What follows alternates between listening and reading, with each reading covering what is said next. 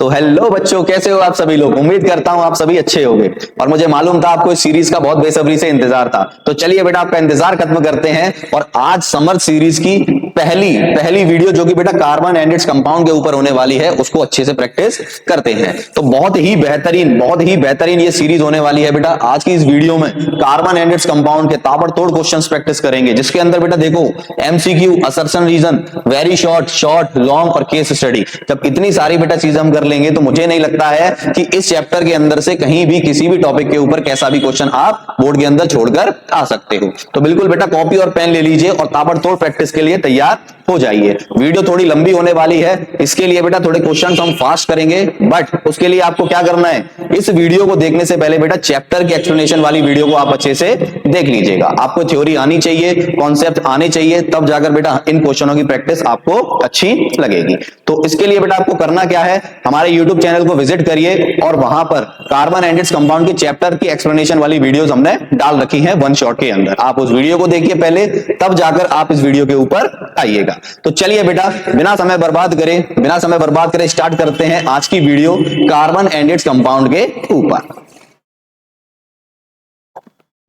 देखिए बेटा इस सीरीज का पहला क्वेश्चन एमसीक्यू, ठीक है, मल्टीपल चॉइस क्वेश्चन स्टार्ट करेंगे बेटा जो कि 1 मार्क्स में आपके आने वाले हैं। तो सबसे पहला क्वेश्चन पढ़िए बेटा, carbon compounds are good conductor of electricity. जैसा कि हमें पता है बेटा कि कार्बन के जो भी कंपाउंड्स बनते हैं वो गुड कंडक्टर ऑफ इलेक्ट्रिसिटी नहीं होते, वो क्या होते हैं बेटा, bad conductor of electricity, except graphite. ठीक है, याद रखिएगा ग्रेफाइट एक एलोट्रोप है जो कि इलेक्ट्रिसिटी कंडक्ट करता है। तो अगर मैं बात करूं बेटा ये स्टेटमेंट सही है या गलत है, इन जनरल बात करूं तो ये स्टेटमेंट क्या है बेटा, गलत। ठीक है, कार्बन के जितने भी कंपाउंड्स होंगे वो गुड कंडक्टर नहीं होते, वो क्या होते हैं, बैड कंडक्टर होते हैं, एक्सेप्ट ग्रेफाइट। क्लियर है बेटा।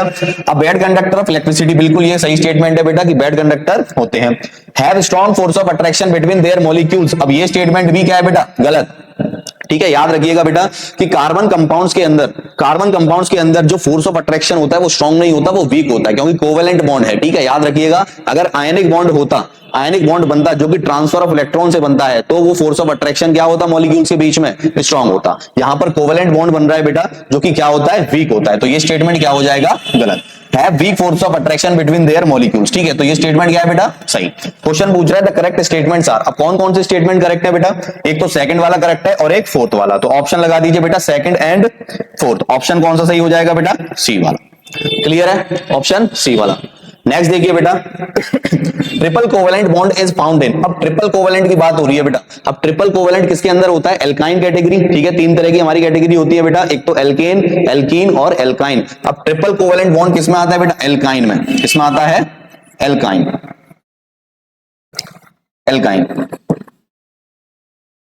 अब एल्काइन के लिए बेटा जनरल फॉर्मूला क्या होता है, एल्काइन के जनरल फॉर्मूला होता है CnH2n माइनस। ठीक है, ये जनरल फॉर्मूला है बेटा। अब इस जनरल फॉर्मूले से आप चेक कर सकते हो कि किसके अंदर ट्रिपल बॉन्ड होगा। तो अगर मैं इसके बेटा इसको अप्लाई करके निकालूं मॉलिक्यूल, तो जरा देखो इस मॉलिक्यूल को ध्यान से देखना बेटा, C3, ठीक है, H।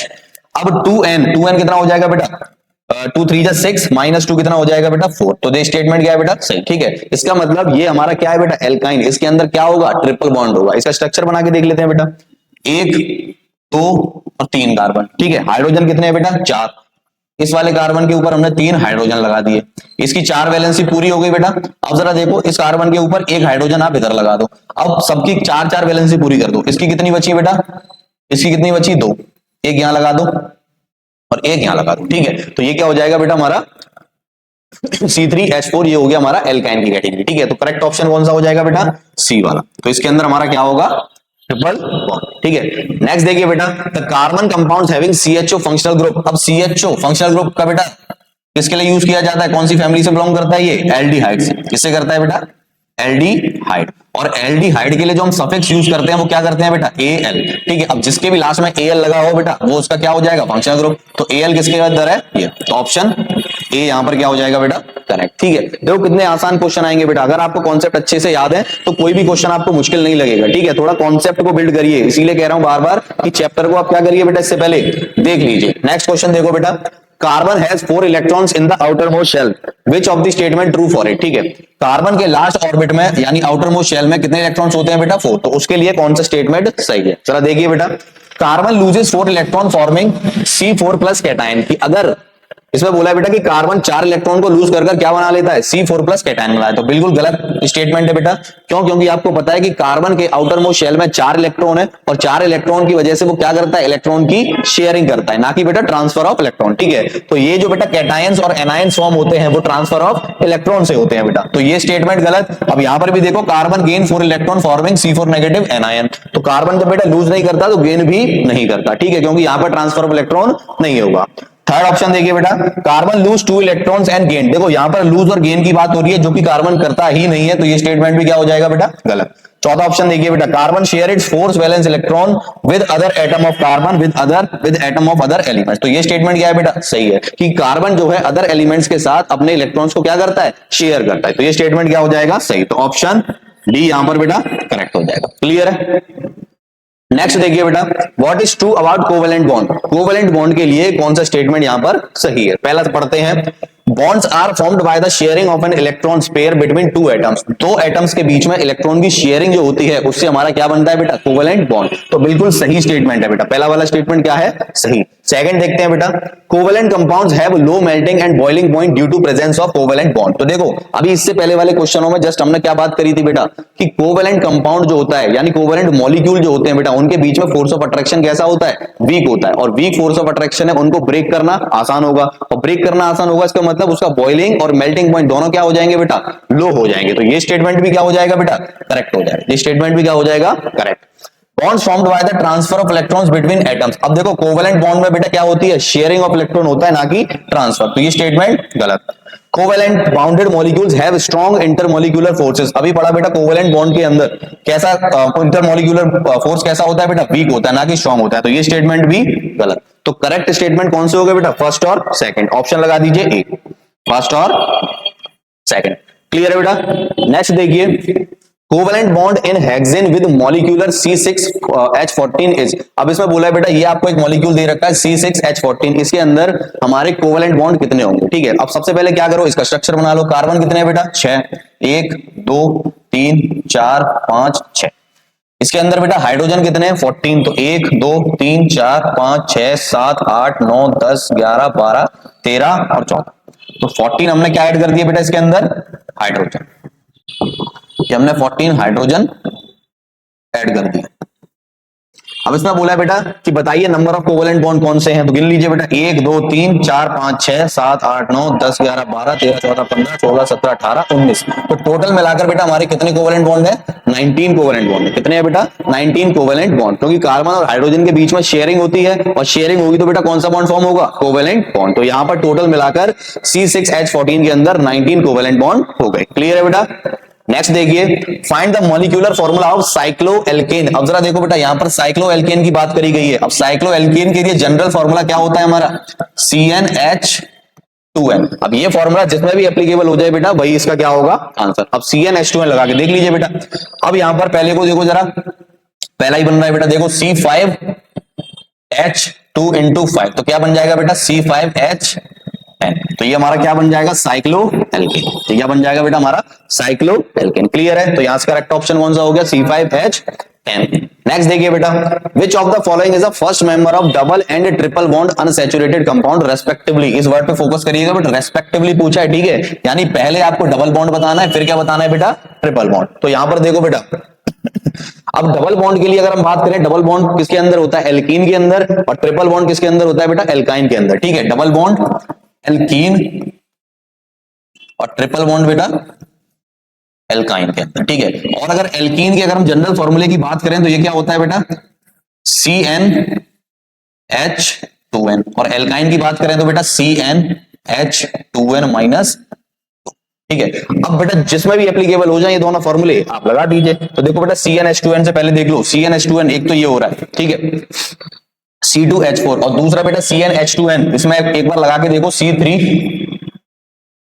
2 into 3 minus 2। तो ये क्या हो जाएगा बेटा, C3H 2 3 6 माइनस C3H4। नहीं हो रहा, इसमें एप्लीकेबल नहीं हो रहा बेटा। ठीक है, और कोई एग्जांपल देखते हैं बेटा, इसमें लगा के देखो, C2H4, ठीक है, एल्कीन हो रहा है, ये रहा C2H4। ठीक है, ये तो हो रहा है बेटा डबल बॉन्ड के लिए। ट्रिपल बॉन्ड के लिए एक बार देखो, इसमें C2H2 into 2 minus 2। तो कितना हो जाएगा, C2 H4 - 2 2, ठीक है, इसके लिए एप्लीकेबल हो रहा है। इसका मतलब बेटा इसमें डबल बॉन्ड होगा और इसमें ट्रिपल बॉन्ड, तो ऑप्शन कौन सा करेक्ट हो जाएगा बेटा? बी वाला। ऑप्शन कौन सा करेक्ट हो जाएगा?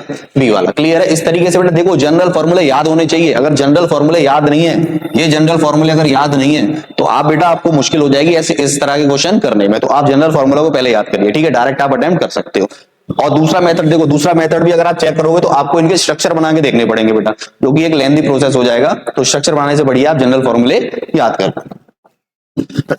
नेक्स्ट देखो बेटा, which of the following has double bond between the atoms of the compound. अब किसके पास डबल बॉन्ड होगा? तो डबल बॉन्ड मतलब अभी बताया बेटा, डबल बॉन्ड मतलब एल्कीन, और एल्कीन का जनरल फॉर्मूला बेटा CnH2n। तो CnH2n बेटा जनरल फॉर्मूला एप्लीकेबल करके देख लीजिए किसमें हो रहा है। तो देखो CnH2n किसमें हो रहा है बेटा? C2H4। तो ऑप्शन कौन सा करेक्ट हो जाएगा बेटा? सी वाला। ऑप्शन कौन सा करेक्ट हो जाएगा? सी वाला। ठीक है, नेक्स्ट देखो, Which of the following statements are correct about the given electron dot structure। अब ये आपको एक इमेज दे रखी है, इलेक्ट्रॉन डॉट स्ट्रक्चर दे रखा है बेटा। अब इससे रिलेटेड कौन सा स्टेटमेंट सही है वो आपको देखना है। तो पढ़ते हैं बेटा पहला statement, the compound has 6 bond. अब टोटल मिलाकर बेटा क्या इसके अंदर 6 बॉन्ड है? चेक करते हैं जरा, देखो 1 2 3 4 5 और 6, जहां जहां पर शेयरिंग हो रही होगी वहां पर एक बॉन्ड बन रहा होगा, तो टोटल मिलाकर 6 बॉन्ड है। हाँ, इतना तो ठीक है। Among which one is double bond, और इनमें से बेटा एक क्या है? Double bond. तो देखो कार्बन कार्बन के बीच में क्या है? Double bond. तो ये स्टेटमेंट क्या है? सही है। ठीक है, नेक्स्ट देखो बेटा, the compound is formed by all single bonds among which one is carbon single bond. देखो अब इसमें कार्बन कार्बन के बीच में सिंगल बॉन्ड रिप्रेजेंट कर रहा है, क्या सिंगल बॉन्ड है? नहीं बेटा, कैसा बॉन्ड है? डबल। ठीक है, तो ये स्टेटमेंट यहां से क्या हो जाएगा बेटा?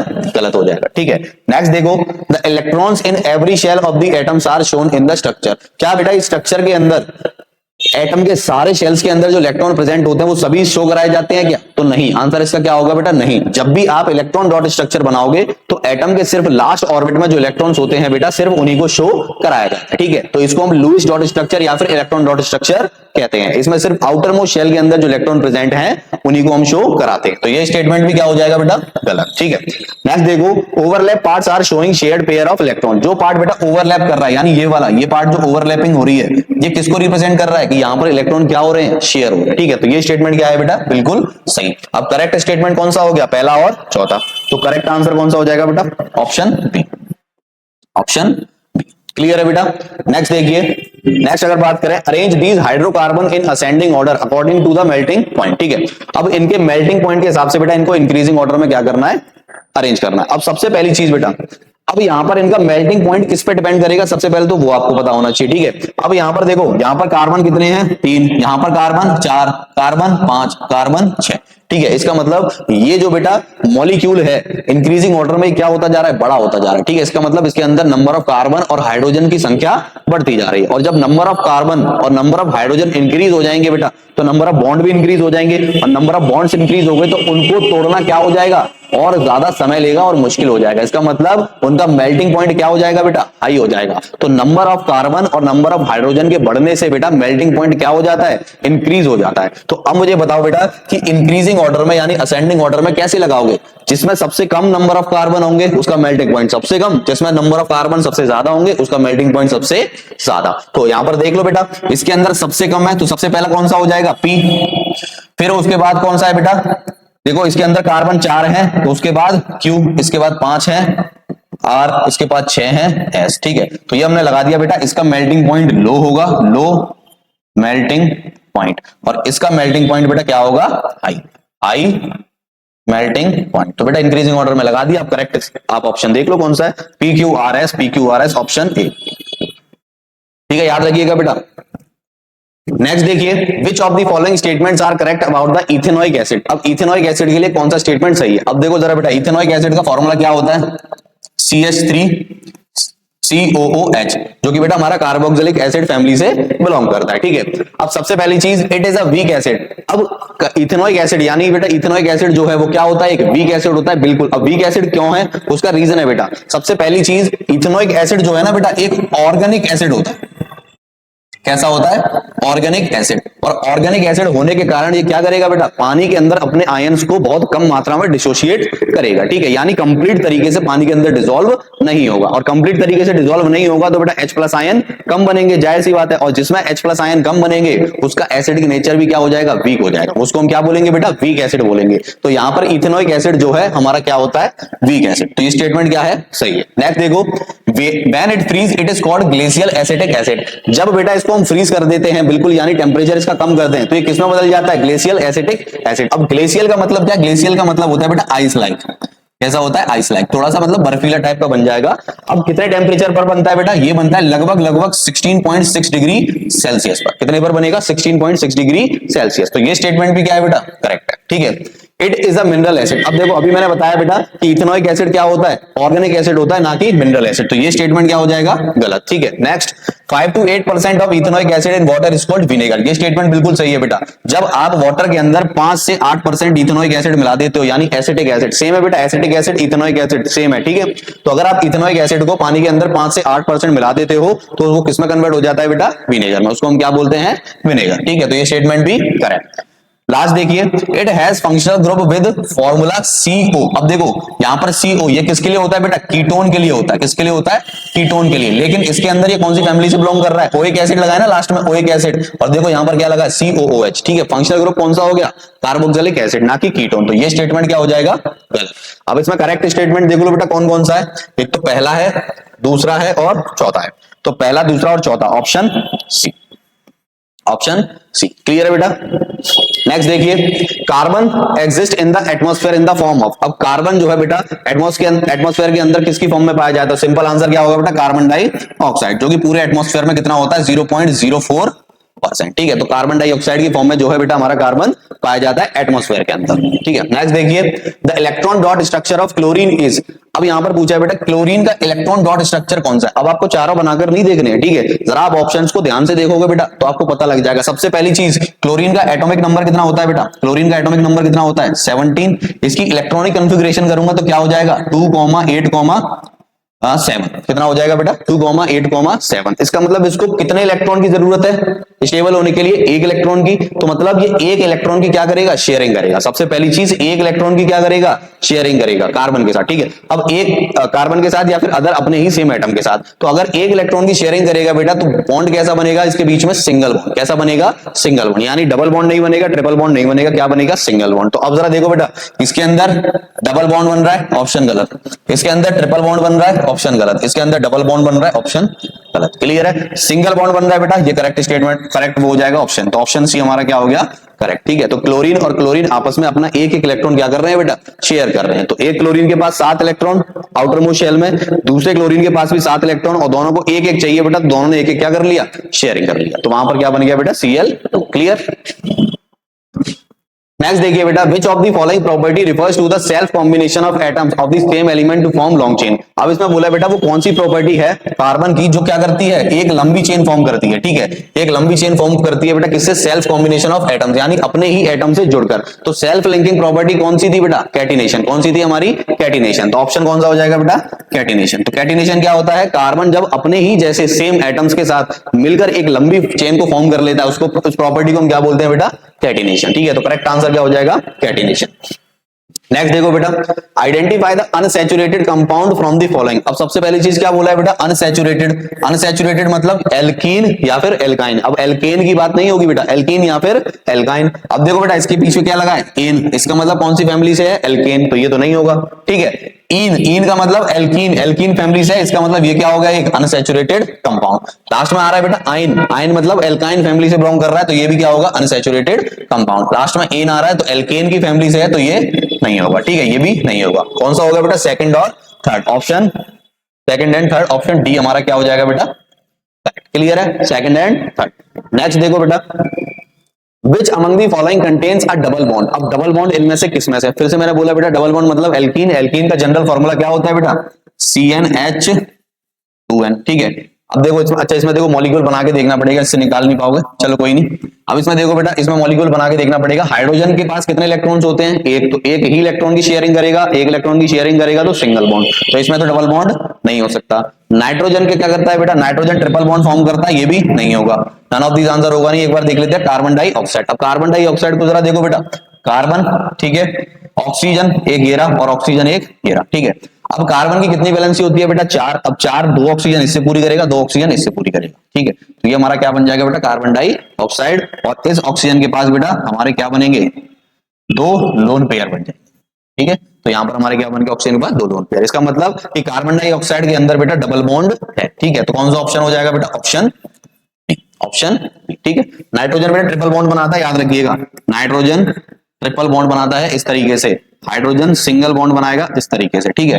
लेकिन ये हमारा जो है बेटा कार्बन डाइऑक्साइड, ये हमारा क्या है? कार्बन डाइऑक्साइड, कार्बन डाइऑक्साइड ये हमारा बनाएगा बेटा डबल बॉन्ड, ठीक है। नेक्स्ट देखिए, which of the following compounds OH is the functional group. अब देखो यहां पर फंक्शनल ग्रुप क्या दे रखा है बेटा? OH। OH किसके लिए यूज करते हैं हम? OH करते हैं बेटा हम एल्कोहल के लिए, और एल्कोहल के लिए जो सफिक्स यूज किया जाता है वो OL किया जाता है। अब जिसके भी लास्ट में बेटा OL लगा हो तो वहां पर वो उसका क्या हो जाएगा? Answer butanol. अब देखो ये रहा OL, तो आंसर क्या हो जाएगा बेटा? Butanol, option B. क्लियर है बेटा? नेक्स्ट देखिए, consider the structure of the 3 cyclic carbon compound ABC given below and select the correct option for the following. आपको बेटा यहाँ पर 3 स्ट्रक्चर दे रखे हैं, 3 स्ट्रक्चर से रिलेटेड आपको यहाँ पर कुछ ना कुछ डाटा दे रखा है, तो पढ़िए बेटा। A and C are isomers of hexane.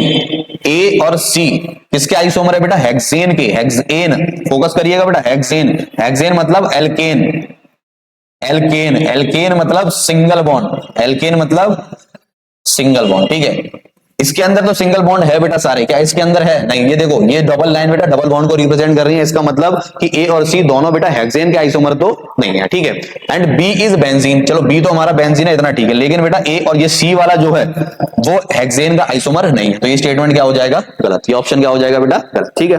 अब यहां पर देखो क्या बोला है, A is an isomer of hexane. सिर्फ A की अगर बात करें तो क्या ये आइसोमर है हेक्सेन का? बिल्कुल है बेटा। हेक्सेन का मतलब सिंगल बॉन्ड, सारे के सारे एल्केन की फैमिली से, तो सारे के सारे सिंगल बॉन्ड है, बिल्कुल है, ठीक है। B इज बेंजीन, क्या बेटा? B बेंजीन है, बिल्कुल। B हमारा क्या है बेटा? बेंजीन, फॉर्मूला होता है बेटा C6H6, ठीक है। तो ये हमारा क्या हो जाएगा? Benzene. And C is an isomer of hexane. फिर से देखो इसने क्या बोल दिया, C जो है आइसोमर है हेक्सेन का, लेकिन हेक्सेन का नहीं है बेटा, याद रखिएगा। तो ऑप्शन सिर्फ इसकी वजह से क्या हो जाएगा? गलत। नेक्स्ट देखिए, A is a saturated cyclic hydrocarbon. सबसे पहली चीज सैचुरेटेड दे रखा है, सैचुरेटेड का मतलब बेटा एल्केन, ठीक है। एल्केन के अंदर सारे के सारे सिंगल बॉन्ड है, क्या सिंगल बॉन्ड है? बिल्कुल है बेटा। साइक्लिक है क्या? बिल्कुल साइक्लिक है। हाइड्रोकार्बन है, बिल्कुल, कार्बन और हाइड्रोजन से मिलकर बनाए तो हाइड्रोकार्बन है, ठीक है। And B and C are unsaturated. अब अनसैचुरेटेड मतलब या तो एल्केन या एल्कीन या फिर एल्काइन, ठीक है। एल्कीन या फिर एल्काइन, डबल बॉन्ड या फिर ट्रिपल बॉन्ड। तो अनसैचुरेटेड में देख लो बेटा, इसके अंदर भी डबल बॉन्ड है, इसके अंदर भी डबल बॉन्ड है, तो अनसैचुरेटेड तो है। क्या साइक्लिक है बेटा? दोनों साइक्लिक है, ठीक है। हाइड्रोकार्बन दोनों है, ठीक है। तो ये स्टेटमेंट हमारा क्या हो जाएगा? सही। एक बार लास्ट वाला भी देख लेते हैं। A इज साइक्लोएल्केन, साइक्लोहेक्सेन, ठीक है। A जो है बेटा हमारा क्या है? साइक्लोहेक्सेन। हेक्स का मतलब बेटा 6 कार्बन, 6 कार्बन है, बिल्कुल है, ठीक है। B and C are isomers of hexane. अब देखो B और C हेक्सेन के आइसोमर नहीं है, तो ये स्टेटमेंट यहां से गलत। तो ऑप्शन कौन सा करेक्ट हो गया बेटा? C वाला। ऑप्शन कौन सा करेक्ट हो गया? C वाला। क्लियर है? नेक्स्ट देखिए, select the one which is not the property of homologous series. अब होमोलोगस की सीरीज की इसमें से कौन सी प्रॉपर्टी नहीं है? They differ by CH2 unit. ये है बेटा, जब भी आप होमोलोगस सीरीज को लिखोगे तो अगला जो भी सक्सेसिव मेंबर होगा तो प्रीवियस वन से उसके बीच का डिफरेंस कितना होगा बेटा? CH2 का होगा। कितना होगा? CH2 का, ऑलवेज, ठीक है। तो ये हमारा क्या है? करेक्ट है। दूसरा देखो, they differ by 14 unit by mass. तो देखो बेटा अभी मैंने क्या बताया, डिफरेंस कितना है? CH2 का। अब इसका बेटा देखो, कार्बन का अगर मैं एटॉमिक मास बोलूं तो कितना होता है? 12, ठीक है, 12। हाइड्रोजन का कितना होता है बेटा? 1, और 2 हाइड्रोजन है तो 1 और 1 कितने हो जाएंगे? 2। तो टोटल कितना हो गया बेटा? 14। तो देखो जरा ये स्टेटमेंट भी क्या है? Correct. They differ by 14 unit by mass. Clear है? तो ये CH2 उनके बीच का डिफरेंस होता है, जिनका बेटा ये जो यूनिट बाय मास कितना होता है? 14, ठीक है। थर्ड वाला देखो, they all contain triple bond. अब ये स्टेटमेंट बेटा गलत हो जाएगा, क्यों? क्योंकि होमोलोगस सीरीज के अंदर बेटा अलग अलग फैमिली के मेंबर जरूरी नहीं है वो ट्रिपल बॉन्ड से ही हो। अगर एल्कीन फैमिली की बात करें तो उसके अंदर डबल बॉन्ड होंगे, एल्केन फैमिली की बात करें तो उसके अंदर ट्रिपल बॉन्ड होंगे, ठीक है। और एल्काइन की करेंगे, वो एल्केन की बात करेंगे तो सिंगल बॉन्ड होगा, और एल्काइन की बात करेंगे तो ट्रिपल बॉन्ड होगा। ठीक है, तो जरूरी नहीं है कि सारे के सारे होमोलोगस सीरीज के अंदर ट्रिपल बॉन्ड हो, तो ये स्टेटमेंट क्या हो जाएगा बेटा, गलत। लास्ट देखो, they can be represented by a general formula. तो देखो बेटा, होमोलोगस सीरीज में हर एक फैमिली के जितने भी मेंबर्स होंगे सेम जनरल फॉर्मूले से हम क्या कर सकते हैं, उनको रिप्रेजेंट कर सकते हैं। ठीक है, तो ये स्टेटमेंट भी क्या है, सही है। तो इसमें से कौन सा पूछा था बेटा, इनकरेक्ट पूछा था, select the one which is not incorrect पूछा था बेटा, तो ऑप्शन कौन सा हो जाएगा, सी। ऑप्शन कौन सा हो जाएगा बेटा, सी वाला। नेक्स्ट देखो, the correct structural formula of butanoic acid. अब देखो यहां पर पूछा है बेटा ब्यूटेनोइक एसिड का यहां पर करेक्ट स्ट्रक्चरल फॉर्मूला कौन सा है। अब देखो ये आईयूपीएससी नेमिंग का क्वेश्चन है बेटा। अब जिसको भी आईयूपीएससी नेमिंग नहीं आती, एक बार मेरी कार्बन एनाइड्स कंपाउंड की वीडियो देख लो, उसमें मैंने डिटेल में step by step her case की आईयूपीएससी नेमिंग बता रखी है। ठीक है, उसको आप देख लोगे तो आपको ये बहुत ईजी लगेगा। ठीक है, अब चलो देखो इसको। सबसे पहली चीज बेटा, ब्यूट, ब्यूट का मतलब number of carbon, number of carbon, but का मतलब number of carbon 4, number of carbon कितने हो जाएंगे बेटा, 4। अब लास्ट बीच में क्या लगा है, एन, एन का मतलब एन लगा हो तो समझ लेना बेटा किसकी कैटेगरी है, एल्केन की। यानी बॉन्ड कैसा होगा बेटा सबके बीच में, सिंगल बॉन्ड। कैसा होगा बेटा, सिंगल बॉन्ड। ठीक है, ओइक एसिड, ओइक एसिड कौन सी फैमिली के लिए फंक्शनल ग्रुप है बेटा, ये कार्बोक्सिलिक एसिड, कार्बोक्सिलिक एसिड। ठीक है, जिसका फॉर्मूला के लिए हम क्या लगाते हैं बेटा, COOH।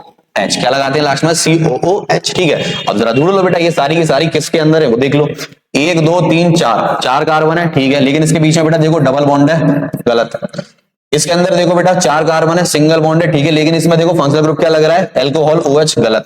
इसमें आ जाओ बेटा 1 2 3 4 5, इसमें 5 कार्बन है, 5 तो हो ही नहीं सकते, टोटल नंबर ऑफ कार्बन 4 है, गलत। ठीक है, तो ऑप्शन कौन सा बचता है बेटा हमारे पास, ये देखो 4 कार्बन, सभी के सभी सिंगल बॉन्ड, और लास्ट में देखो क्या लगा है बेटा हमारा, COOH, कार्बोक्सिलिक एसिड के लिए। ठीक है, तो ये स्टेटमेंट क्या हो जाएगा बेटा हमारा, सही। क्लियर है, ठीक।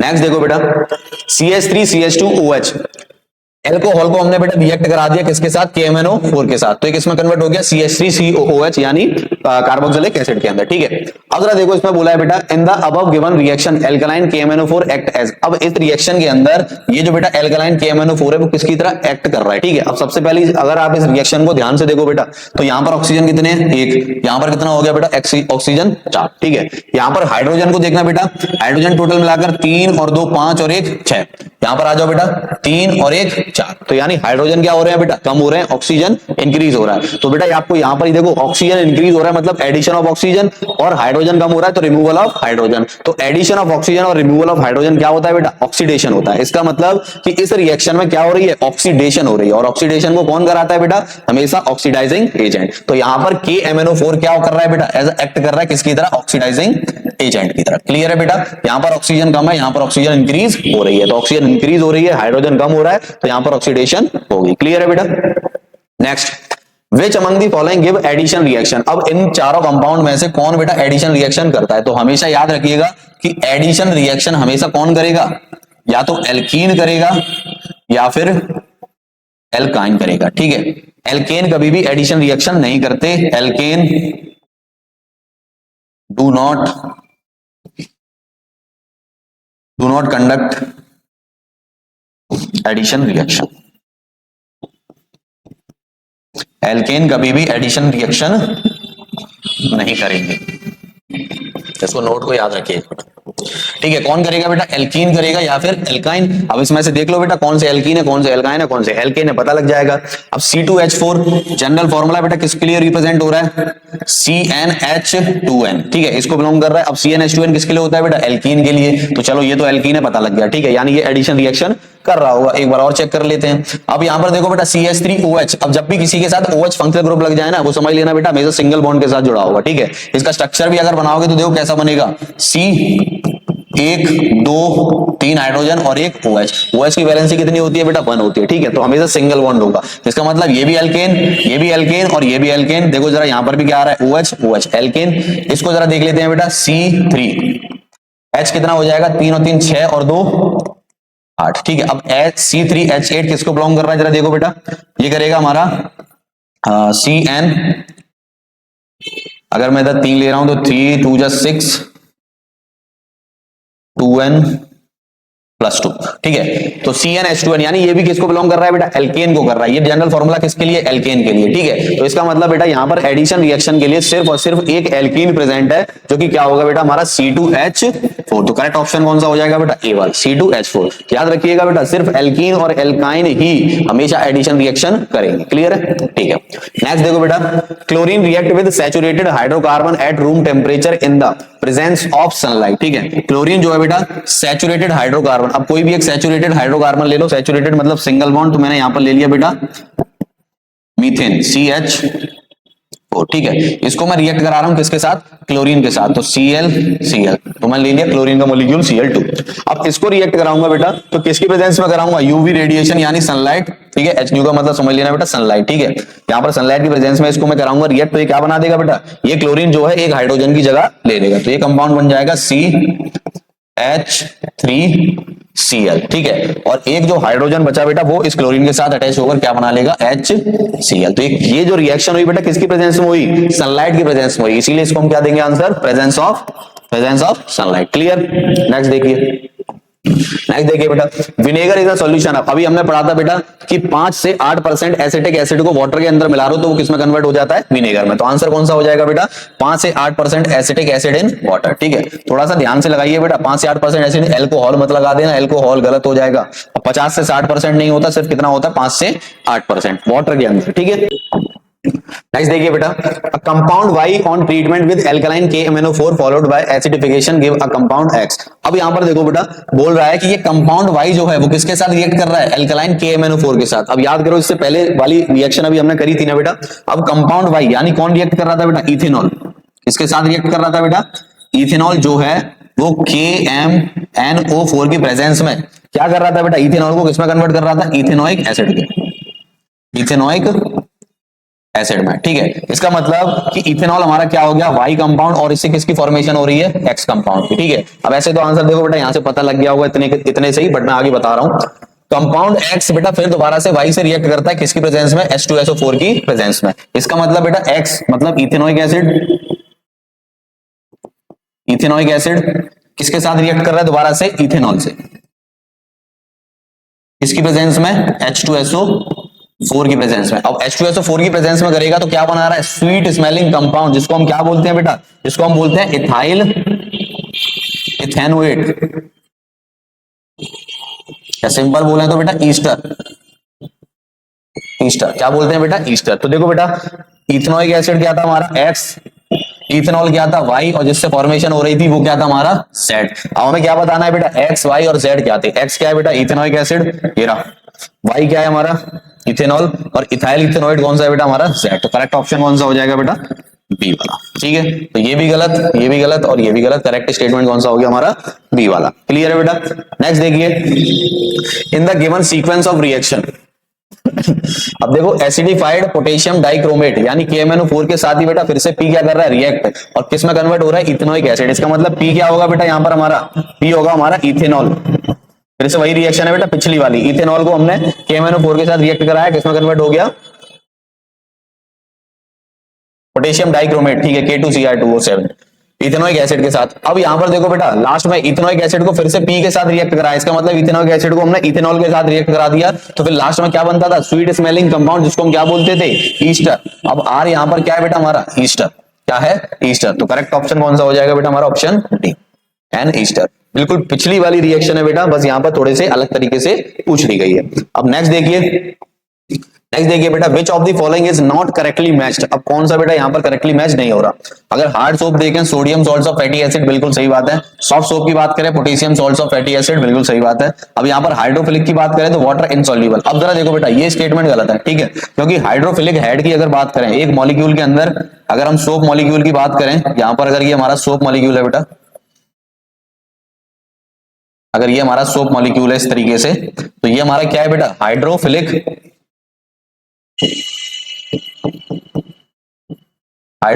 हेड, और ये क्या होती है बेटा हमारी hydrophobic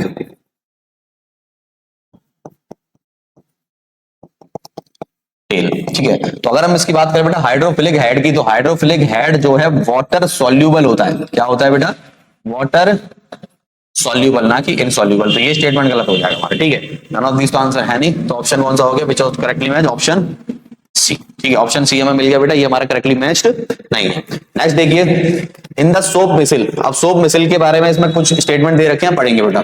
the ionic end of the soap is on the surface of the cluster while the carbon chain is in the interior of the cluster. अभी मैंने बताया बेटा कि सोप मॉलिक्यूल, जैसे कि ये हमारा सोप मॉलिक्यूल है, ठीक है, इसका ये चेन वाला पार्ट है, ठीक है। अब ये चेन वाला पार्ट बेटा, ये जो होता है, ये किससे जाकर मिलता है बेटा, ये डस्ट पार्टिकल से जाकर मिलता है, ठीक है। अब डस्ट पार्टिकल के अंदर जाएगा तो देखो मिसल फॉर्मेशन कैसे होगी, मिसल फॉर्मेशन कैसे होगी बेटा, मान लो ये डस्ट पार्टिकल है, ठीक है, तो ऐसे ही सोप मॉलिक्यूल कई सारे कुछ इस तरीके से यहां पर क्या हो जाते हैं बेटा, जुड़ जाते हैं।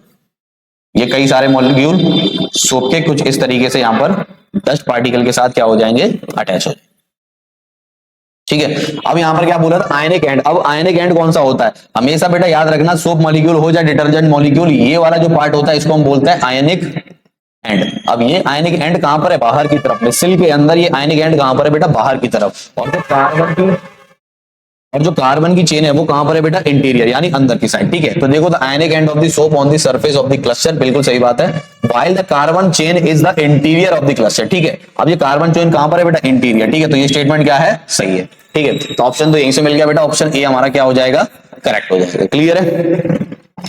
नेक्स्ट देखो, several factories were pouring their wastage in river A and B. अब देखो जरा बेटा, कुछ फैक्ट्रीज हैं जिनका सारा के सारा कचरा यानी मलबा कहां पे जा रहा है बेटा, एक तो रिवर ए में और एक रिवर बी में। हमारे पास दो रिवर हैं, एक तो रिवर ए और दूसरी है बेटा रिवर बी, ठीक है।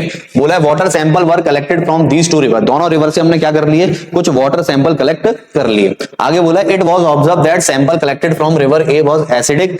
जो हमने बेटा ए रिवर से जो सैंपल कलेक्ट किया था वो कैसा निकला हमारा, एसिडिक निकला। कैसा निकला बेटा, एसिडिक, ठीक है, acidic, while that of river B was basic. और बी वाले से हमें क्या मिला बेटा, बेसिक, ठीक है। इसका मतलब कि ए वाले का जो पानी था, जो भी सैंपल हमने लिया वो एसिडिक था और बी वाले का सैंपल कैसा था, बेसिक। अब बोला है बेटा the factories located near A and B, तो दोनों रिवर के पास किस तरह की फैक्ट्रीज लोकेट होंगी वो आपसे पूछा है, ठीक है। तो पहला पढ़ो बेटा, soaps and detergent factories near A. अब देखो नियर ए के पास बेटा अगर नेचर की बात करें कैसा है, एसिडिक, और सोप और डिटर्जेंट कैसे होते हैं, बेसिक। ये तो पॉसिबल है नहीं, ए का अगर बेटा नेचर एसिडिक है तो इसके पास ऐसी फैक्ट्रीज होनी चाहिए जिसका मलबा कैसा होना चाहिए, एसिडिक। तो ये स्टेटमेंट यहीं से बेटा क्या हो जाएगा, गलत, ठीक है। ऑप्शन बी पढ़ो, soaps and detergent factories near B, B basic है, सोप और डिटर्जेंट भी क्या है बेटा, बेसिक, तो इतना तो सही है। And alcohol distillery near A. अब यहां पर बेटा बोला है कि नियर ए के पास क्या है, एल्कोहल डिस्टिलरी, ठीक है। अब मैं आपको बता दूं कि एल्कोहल जो होता है ना बेटा एज एम्फोटेरिक रिएक्ट करता है, बिहेव करता है, ठीक है। अब एम्फोटेरिक का मतलब ये कुछ कुछ एसिडिक भी होगा और कुछ कुछ बेसिक भी होगा, तो हम यहां पर कह नहीं सकते हैं कि हमेशा एसिडिक ही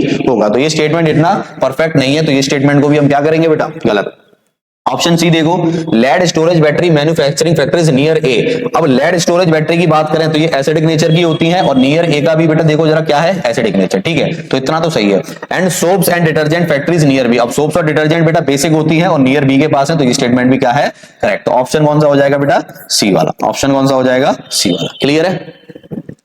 नेक्स्ट देखो, the soap molecule has a hydrophilic head and hydrophobic tell. अभी मैंने बताया बेटा कि एक सोप मॉलिक्यूल का ये हेड होता है और हेड कौन सा बेटा, हाइड्रोफिलिक हेड, ठीक है। और ये क्या होगी उसकी टेल, हाइड्रोफिलिक हेड, और ये होती है बेटा हमारी हाइड्रोफोबिक टेल, क्लियर है। तो ऑप्शन कौन सा हो जाएगा बेटा, ए, क्लियर। नेक्स्ट देखिए, an advantage of detergent over soap is. अब डिटर्जेंट की बेटा सोप के ऊपर आपको एडवांटेज पूछी है, ठीक है। अब डिटर्जेंट ऑलवेज कंटेन्स हेड। क्या बेटा डिटर्जेंट के पास जो भी मॉलिक्यूल होगा सिर्फ उसके पास हेड होगा, नहीं। डिटर्जेंट का मॉलिक्यूल हो चाहे सोप का मॉलिक्यूल हो बेटा, उसमें एक टेल वाला पार्ट होता है और एक हेड वाला पार्ट। तो ये स्टेटमेंट क्या हो गया, गलत। डिटर्जेंट्स आर बायोडिग्रेडेबल, बिल्कुल गलत है बेटा। डिटर्जेंट जो है हमारे नॉन बायोडिग्रेडेबल मटेरियल होते हैं क्योंकि ये लैब में तैयार करे जाते हैं केमिकल्स की हेल्प से, ठीक है। Detergents are cheaper to make. अब डिटर्जेंट की बात करें, केमिकल्स मिला हुआ है तो बेटा साबुन के कंपैरिजन में ये क्या होगा, महंगे मिलते हैं ना कि सस्ते, तो ये ऑप्शन भी गलत। Detergent do not precipitate in hard water. अब ये स्टेटमेंट सही है बेटा, अगर हम डिटर्जेंट की बात करें तो हार्ड वाटर के साथ डिटर्जेंट क्या करता है, अच्छे से वर्क करता है, ठीक है, और उसके अंदर आराम से डिसॉल्व हो जाता है। जब कंप्लीटली डिसॉल्व हो जाएगा तो प्रेसिपिटेट बनाएगा ही नहीं। तो स्टेटमेंट कौन सा हो जाएगा बेटा सही, correct, option D, option D, clear है। नेक्स्ट देखो बेटा, right the IUPAC name of, अब इसका IUPAC नेमिंग लिखनी है बेटा, ठीक है। अब सबसे पहली चीज यहां पर हमारा क्या लगा है बेटा, एक सब्स्टिट्यूट लगा है, क्या, मिथाइल, क्या लगा है बेटा, मिथाइल, ठीक है। अब कौन सी पोजीशन पे लगा है, चाहे मैं लेफ्ट से नंबरिंग करूं चाहे राइट से, बेटा दोनों तरफ से सेम नंबर मिलना है, तो देखो 1 2 3 मैंने इसको नंबरिंग दे दी, ठीक है। अब टोटल नंबर ऑफ कार्बन गिनो बेटा, 1 2 3 3 कार्बन है, ठीक है। तो यहां पर देखो इसकी IUPAC नेमिंग क्या हो जाएगी बेटा, 2 पर क्या लगा है बेटा, मिथाइल, तो 2 मिथाइल, 2 मिथाइल, और 3 कार्बन है, 3 कार्बन है तो 3 कार्बन के लिए प्रोपेन, सिंगल बॉन्ड है तो एन, ठीक है। तो क्या हो जाएगा बेटा, प्रोपेन, क्या हो जाएगा, 2 मिथाइल प्रोपेन। तो करेक्ट आंसर कौन सा हो गया बेटा, डी वाला, ठीक है। करेक्ट आंसर डी वाला, क्लियर। नेक्स्ट देखिए बेटा, which of the following is an allotropic form of carbon. अब कार्बन के इनमें से कौन कौन से एलोट्रोप है बेटा, देखो ग्रेफाइट, डायमंड और बकमिंस्टर, फुलरेन, तीनों के तीनों बेटा क्या है, कार्बन के एलोट्रोप है। तो आंसर क्या हो जाएगा, ऑल ऑफ दीज, क्या हो जाएगा बेटा, answer all of this, clear. Next देखिए, which of the following statement is incorrect about graphite and diamond. अब ग्रेफाइट और डायमंड के लिए कौन सा स्टेटमेंट बेटा यहाँ पर गलत है, graphite is a smooth and slippery, ये स्टेटमेंट सही है बेटा, क्योंकि देखो ग्रेफाइट के अंदर जो इसका स्ट्रक्चर बनता है वो हेक्सागोनल रिंग बनती है लेयर की फॉर्म में, एक लेयर के ऊपर दूसरी लेयर बनेगी जो कि एक दूसरे के ऊपर क्या करती है बेटा, स्लिप करती है, क्योंकि इनके बीच में जो फोर्स ऑफ अट्रैक्शन होता है वो वंडरवॉल फोर्स होता है जो कि बहुत ही कमजोर फोर्स है, तो इसकी वजह से एक दूसरे के ऊपर ये स्लाइड करती है, इसलिए हम इसको बोलते हैं स्लिपरी टू टच, ठीक है। तो ये स्टेटमेंट क्या है, सही। Graphite is a good conductor of electricity, ये बिल्कुल सही स्टेटमेंट है बेटा, क्योंकि ग्रेफाइट की अगर हम बात करें, ग्रेफाइट का एक कार्बन जो है अदर 3 कार्बन से जुड़कर बना होता है, ठीक है, यानी एक इलेक्ट्रॉन फ्री रह गया और उसी फ्री इलेक्ट्रॉन की वजह से इलेक्ट्रिसिटी को क्या करता है, कंडक्ट करता है, clear. Diamond is a good conductor, ये स्टेटमेंट गलत है बेटा। डायमंड की अगर हम बात करें तो डायमंड का स्ट्रक्चर बनता है बेटा, एक कार्बन 4 कार्बन से अटैच होता है, ठीक है। अब एक कार्बन की 4 वैलेंसी 4 कार्बन से अटैच हो गया तो कोई भी फ्री इलेक्ट्रॉन नहीं बचा, और फ्री इलेक्ट्रॉन नहीं है तो वो इलेक्ट्रिसिटी को कंडक्ट नहीं करेगा, ठीक है। तो ये बैड कंडक्टर ऑफ इलेक्ट्रिसिटी होता है, लेकिन बेटा गुड कंडक्टर ऑफ हीट होता है, याद रखिएगा, बैड कंडक्टर ऑफ इलेक्ट्रिसिटी लेकिन गुड कंडक्टर ऑफ हीट। तो ये स्टेटमेंट अभी के लिए यहां पर गलत। Physical properties of graphite and diamond are different, अब ये स्टेटमेंट क्या है बेटा, सही है, क्योंकि देखो फिजिकल प्रॉपर्टीज क्यों डिफरेंट होंगी, क्योंकि यहां पर कुछ और स्ट्रक्चर है, कुछ और स्ट्रक्चर डिफरेंट हो जाएगा तो फिजिकल प्रॉपर्टीज भी क्या हो जाएंगी, डिफरेंट हो जाएंगी, ठीक है। तो ये स्टेटमेंट भी क्या हो जाएगा बेटा, करेक्ट। तो यहां पर हमारा हमसे क्या पूछा था, विच ऑफ द इनकरेक्ट पूछा था बेटा, इनकरेक्ट के लिए कौन सा हो गया, सी, क्लियर। नेक्स्ट देखिए, नेक्स्ट की अगर बात करें, स्ट्रक्चर ऑफ डायमंड इज, अब डायमंड का स्ट्रक्चर कैसा होता है बेटा, अभी मैंने बताया कि डायमंड के अंदर एक कार्बन 4 कार्बन से मिलकर अटैच होकर बना होता है, तो 4 कार्बन के लिए हम क्या लगाते हैं बेटा, टेट्राहेड्रल, ठीक है। जैसे 2 के लिए डाई, 3 के लिए ट्राई, जैसे 4 के लिए हम क्या लगाते हैं, टेट्रा। तो ऑप्शन कौन सा करेक्ट हो जाएगा बेटा, बी वाला। नेक्स्ट देखो, mineral acids are stronger acid than carboxylic acid because, अभी हमने ये तो हमने जाना बेटा कि मिनरल एसिड जो है ऑर्गेनिक एसिड, तो कार्बोक्सिलिक एसिड क्या होता है, organic acid.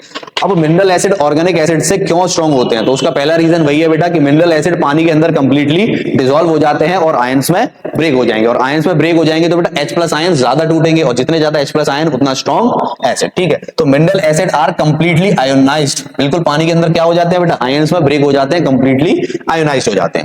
Carboxylic acid are completely ionised, नहीं, अगर वीक है तो जाहिर सी बात है बेटा कंप्लीट आयोनाइज्ड तो नहीं हो रहा होगा, तो ये स्टेटमेंट गलत। Mineral acid are partially ionised, completely ionised होते हैं तो पार्शियली का कोई मतलब भी नहीं। कार्बोक्सिलिक एसिड आर पार्शियली, ये पार्शियली होते हैं बेटा, ठीक है। तो मिनरल एसिड कंप्लीट आयोनाइज्ड होंगे और कार्बोक्सिलिक एसिड पार्शियली, पार्शियली का मतलब बेटा कुछ आधा हिस्सा हो जाएगा, कुछ 20%, 30%, 40%, ये कंप्लीट नहीं होगा। तो ऑप्शन कौन सा सही हो गया बेटा, first and fourth, option B, option B, first and fourth, clear है। नेक्स्ट देखिए बेटा, while studying the saponification reaction what do you observe when you mix an equal amount of colorless vegetable oil and 20% aqueous solution of NaOH in a beaker। अब बोला है बेटा कि जब आप सैफोनिफिकेशन रिएक्शन में वेजिटेबल ऑयल को किसके साथ रिएक्ट कराते हो, NaOH के साथ, तो क्या होता है। अब सबसे पहली चीज, वेजिटेबल ऑयल को जब आप बेस के साथ यानी NaOH के साथ रिएक्ट कराओगे ना बेटा, तो वहां पर विग्रस रिएक्शन होगी। इस टाइप की रिएक्शन को हम बोलते हैं बेटा exothermic reaction, exothermic reaction.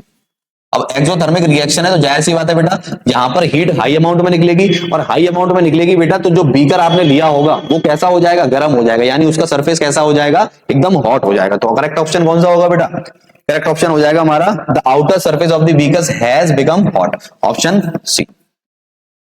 Vegetable oil को जब भी आप NaOH के साथ रिएक्ट कराओगे बिल्कुल विग्रस रिएक्शन होगी एक्सोथर्मिक, जो कि हीट को बहुत ज्यादा अमाउंट में बाहर निकालेगा, जिसकी वजह से बीकर क्या हो जाएगा बेटा, गर्म हो जाएगा, क्लियर है।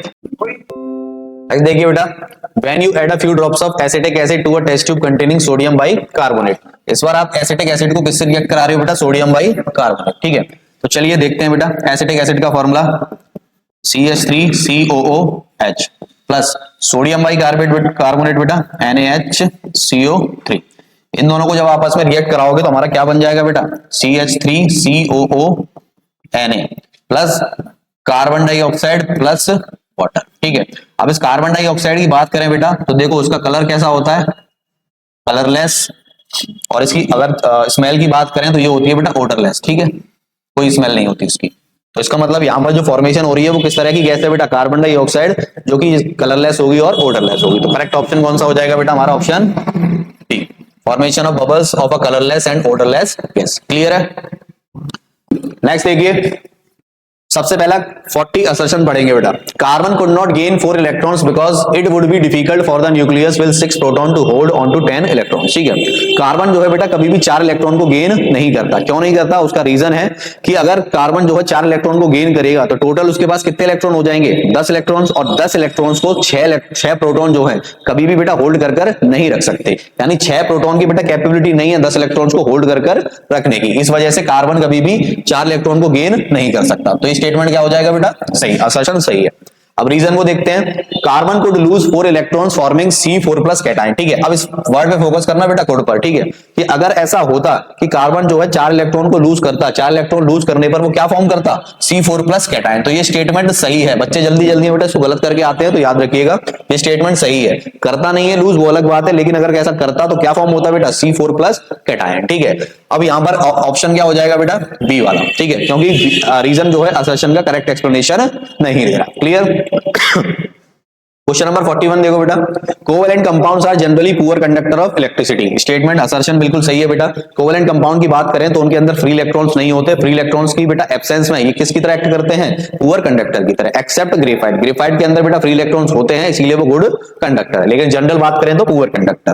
रीजन देखिए, electrons are shared in between 2 atoms of covalent compounds and no charge particles are form. अगर हम बात करें बेटा कार्बन के एटम्स के अंदर, ठीक है, तो कार्बन जब भी किसी भी अदर एटम के साथ बॉन्ड बनाता है तो इलेक्ट्रॉन की शेयरिंग करेगा, और इलेक्ट्रॉन की जब शेयरिंग करेगा तो वहां पर कोवेलेंट कंपाउंड बनेंगे, जिसकी वजह से क्या होगा, वहां पर कोई भी चार्ज पार्टिकल नहीं बचेगा। और चार्ज पार्टिकल नहीं बचेगा तो जाहिर सी बात है फ्री इलेक्ट्रॉन्स नहीं है। फ्री इलेक्ट्रॉन्स नहीं है तो जितने भी कंपाउंड हो गए कोवेलेंट कंपाउंड क्या हो जाएंगे, पुअर कंडक्टर हो जाएंगे। तो ये स्टेटमेंट भी क्या है बेटा, सही है। अब रीजन जो है असर्शन का करेक्ट एक्सप्लेनेशन दे रहा है, तो ऑप्शन कौन सा हो जाएगा बेटा, ए वाला। ठीक है, 42 देखिए, graphite is soft and simply to touch. अभी मैंने बताया था ग्रेफाइट जो है हेक्सागोनल स्ट्रक्चर बनाता है और लेयर्स की फॉर्म में बनाता है, यानी एक लेयर ये हो गई, दूसरी लेयर ये हो गई। तो ये आपस में क्या करेंगे बेटा, एक दूसरे से स्लिप करेंगे, एक दूसरे के सरफेस पर रगड़ेंगे। ठीक है, अब ऐसा क्यों होता है बेटा, क्योंकि एक सरफेस और दूसरी सरफेस के बीच में जो फोर्स ऑफ अट्रैक्शन होता है वो वैन डर वाल फोर्स होता है, और वैन डर वाल फोर्स जो है बेटा बहुत ही ज्यादा वीक फोर्स होता है। ठीक है, इसीलिए एक दूसरे के ऊपर ये स्लिप करती हैं और कैसी होती है, टच, सॉफ्ट होती है। ठीक है, रीजन पढ़िए बेटा, graphite structure is formed by the hexagonal arrays being placed in layers one above the other. जो भी मैंने आपको रीजन बताया कि इसके अंदर जो लेयर होती है हेक्सागोनल रेज, वो एक दूसरे के ऊपर क्या करती हैं, एक दूसरे के ऊपर रगड़ती है। ठीक है, तो ये स्टेटमेंट क्या है, करेक्ट। तो ऑप्शन कौन सा हो जाएगा बेटा, ए। क्लियर। नेक्स्ट देखिए, assertion, diamond is a good conductor of electricity. अब आपको पता है डायमंड की बेटा जितने भी कार्बन होते हैं, एक कार्बन 4 कार्बन से अटैच होता है तो कोई भी फ्री इलेक्ट्रॉन नहीं है, तो डायमंड जो है पुअर कंडक्टर होता है, ना ही गुड कंडक्टर। ठीक है, तो ये स्टेटमेंट गलत। अब ये पहला वाला असर्शन गलत, तो बेटा रीजन ऑटोमेटिकली सही हो जाएगा। ठीक है, आंख बंद करके लगा देना, अगर असर्शन गलत है तो रीजन सही होगा ही होगा। ठीक है, तो diamond has no free electrons. ठीक है, फ्री इलेक्ट्रॉन्स नहीं है, इसीलिए उसके अंदर हम क्या कह सकते हैं कि ये बैड कंडक्टर है। तो ऑप्शन कौन सा हो जाएगा बेटा इसका, डी। ठीक है, 44 देखिए, असर्शन बेटा, carbon has unique ability to form bond with other atoms of carbon giving rise to large molecule.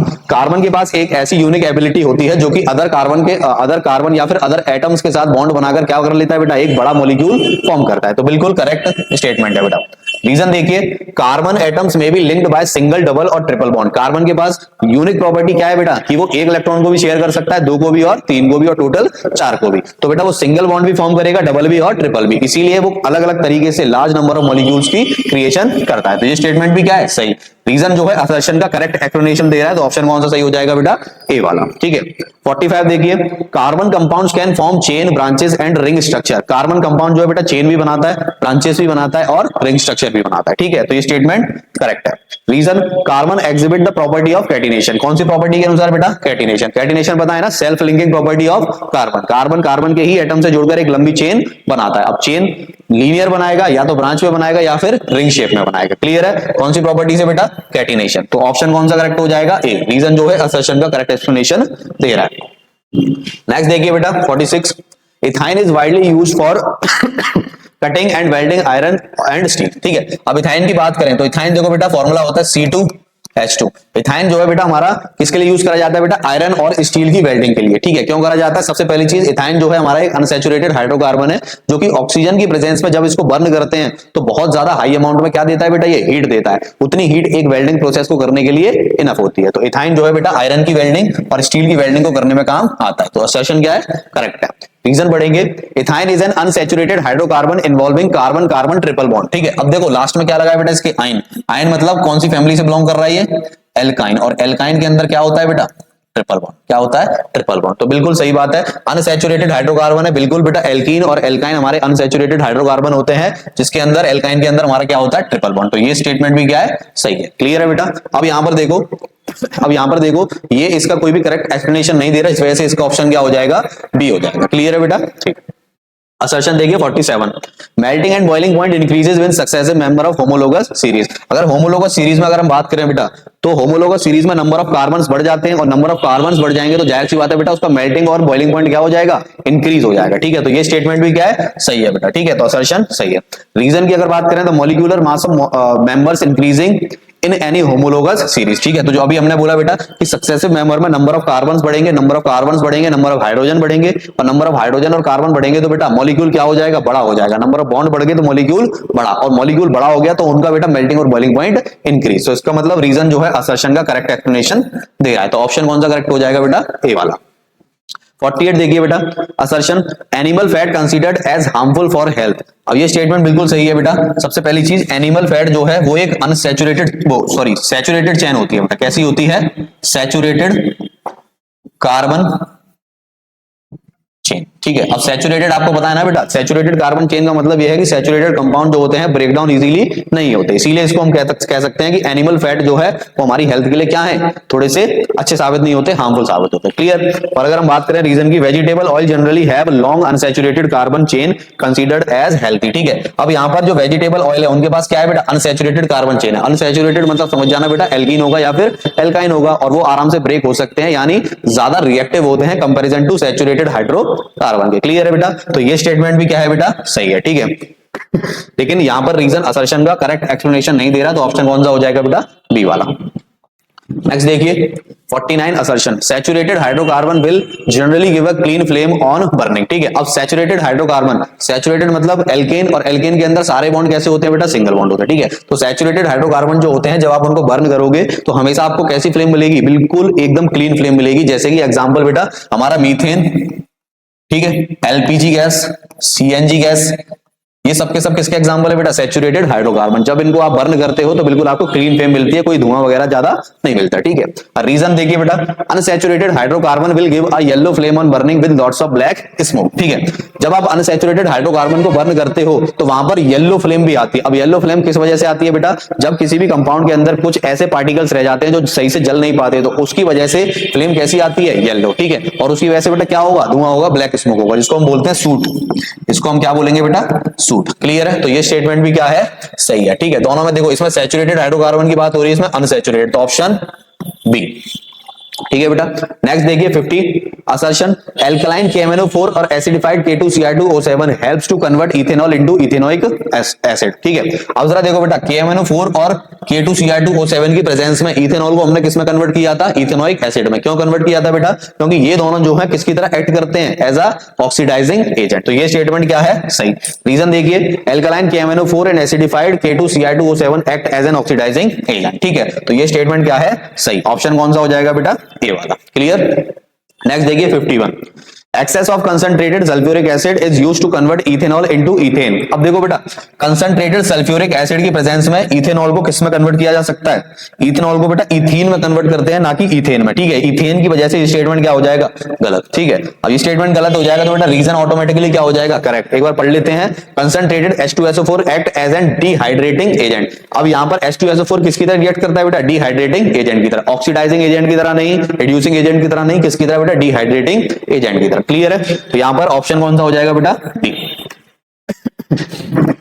Next देखिए 52, assertion ethanoic acid when react with NaOH in the presence of concentrated sulphuric acid gives an Easter. ठीक है, अब यहां पर देखो बेटा, ethanoic acid को किसके साथ रिएक्ट करा रहे हैं बेटा? NaOH के साथ। किसकी प्रेजेंस में? कंसंट्रेटेड सल्फ्यूरिक एसिड की प्रेजेंस में। तो यहां पर ईस्टर की फॉर्मेशन बता रहा है, लेकिन ईस्टर फॉर्मेशन नहीं होता बेटा, यहां पर हमारा सोप मॉलिक्यूल फॉर्म होता है, जिस रिएक्शन को हम बोलते हैं सैफोनिफिकेशन रिएक्शन। ठीक है, तो ये स्टेटमेंट क्या हो जाएगा? गलत, क्योंकि ईस्टर फॉर्म नहीं होता। ठीक है, अब ये गलत है तो ये अपने आप क्या हो जाएगा बेटा? Correct. Ester are sweet smelling substance used in making perfumes and as flavouring agent. Ester जो है बेटा स्वीट स्मेलिंग सब्सटेंस है, जो कि परफ्यूम वगैरह में और किसी भी कह सकते हो जो फूड इंग्रेडिएंट फ्लेवरिंग होते हैं उनमें भी यूज करा जाता है। तो ये स्टेटमेंट क्या है? करेक्ट। तो ऑप्शन डी। नेक्स्ट देखिए बेटा 53 देखिए, esterification is a process in which a sweet smelling substance is form.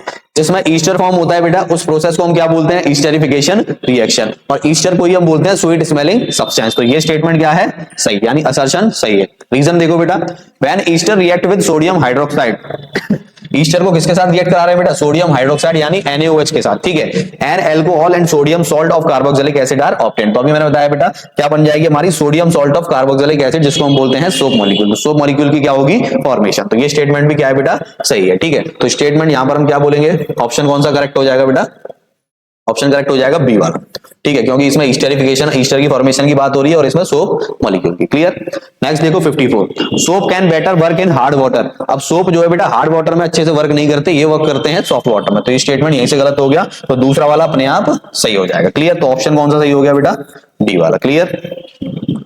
Next देखिए बेटा 55, carbon has strong tendency to either lose or gain electron to attain noble gas configuration. Carbon के पास बेटा strong tendency होती है electron को loose करने की और गेन करने की। तो ये स्टेटमेंट बिल्कुल गलत है बेटा। कार्बन जो है इलेक्ट्रॉन की क्या करता है? शेयरिंग करता है, ना तो लूज करेगा ना ही गेन करेगा। तो ये स्टेटमेंट क्या हो गया? गलत। रीजन देखो, carbon has 4 electron in the outermost shell and has the tendency to share electron with carbon और अदर एलिमेंट। कार्बन के आउटर मोस्ट शेल में बेटा 4 इलेक्ट्रॉन्स होते हैं, जिसकी वजह से वो इलेक्ट्रॉन की क्या करता है? शेयरिंग करता है। ठीक है, तो ये स्टेटमेंट क्या है? करेक्ट। तो ऑप्शन कौन सा करेक्ट हो जाएगा बेटा?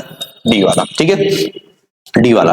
नेक्स्ट देखिए 56, carbon forms a very strong bond with element like oxygen, hydrogen, nitrogen etcetera.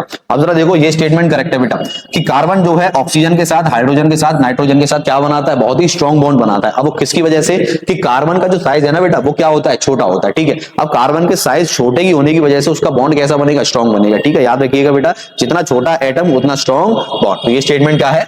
Correct. अब रीजन देखते हैं, one reason for the formation of strong bond it is its bigger size. अब देखो इसमें बोला है कि इसका रीजन क्या है? बिगर साइज की वजह से। तो ये ऑप्शन गलत हो जाएगा बेटा। क्यों? क्योंकि कार्बन का साइज छोटा होता है ना कि बड़ा। ठीक है, तो स्टेटमेंट गलत हो गया। तो ऑप्शन कौन सा गलत सही हो गया बेटा? सी वाला। 57 देखिए, methane is simple saturated hydrocarbon which is a major component of natural gas. अगर नेचुरल गैस की बात करें तो मीथेन क्या है? एक सिंपल सैचुरेटेड हाइड्रोकार्बन है, जिसका मेजर सोर्स है बेटा। ठीक है, तो ये स्टेटमेंट सही है। Ethanol has formula CH3OH। अब ये स्टेटमेंट गलत है बेटा। मीथेन का फॉर्मूला क्या होता है? इथेनॉल का फॉर्मूला क्या होता है? CH3CH2OH। ठीक है, तो ऑप्शन कौन सा सही हो जाएगा बेटा? सी वाला। ऑप्शन कौन सा सही हो जाएगा? सी वाला। क्लियर है। नेक्स्ट देखिए बेटा 58, assertion following are the members of the homologous series. अब यहां पर बेटा आपको 3 कंपाउंड दे रखे हैं, ये आपको चेक करने हैं कि ये होमोलोगस सीरीज का पार्ट है या नहीं है। ठीक है, अब इसका फंक्शनल ग्रुप देखो बेटा क्या लगा हुआ है? OH। तीनों के अंदर क्या लगा हुआ है? OH। अगर OH को भी साइड कर दे हम तो जरा देखो बेटा, इसके अंदर कार्बन कितने हैं? एक कार्बन। ठीक है, इसके अंदर कार्बन कितने हैं बेटा? 2। इसके अंदर 2 कार्बन। और इसके अंदर कार्बन कितने बेटा? 1 2 3 कार्बन। ठीक है, तो 3 कार्बन। हाइड्रोजन गिन लो बेटा, 3। OH को हम लास्ट में लिखेंगे, कितने हाइड्रोजन है? 3, तो CH3 और OH को एज इट इज लिख दो बेटा। ठीक है, अब यहां पर देखो बेटा 3 और 2 5, टोटल कितने हैं बेटा? 5, और OH को लास्ट में एज इट इज। अब यहां पर देखो 3 और 2 5 और 2 7, तो हाइड्रोजन 7 और लास्ट में OH। ठीक है, अब इनके बीच का डिफरेंस देख लो बेटा। अगर इनके बीच का डिफरेंस CH2 आ रहा है तो होमोलोगस सीरीज का पार्ट है, अगर नहीं आ रहा है तो नहीं है। ठीक है, दो कार्बन में से 1 घटा दिया, कितना बचा बेटा? 1 बचा। ठीक है, OH से OH कट गया, 5 में से 3 गया, कितना बचा बेटा? 2 बचा। इसका मतलब CH2 आ रहा है। इन दोनों में चेक कर लेते हैं। OH से OH काट दिया, 2 और 3 में से 2 गया, कितना बचा बेटा? 1।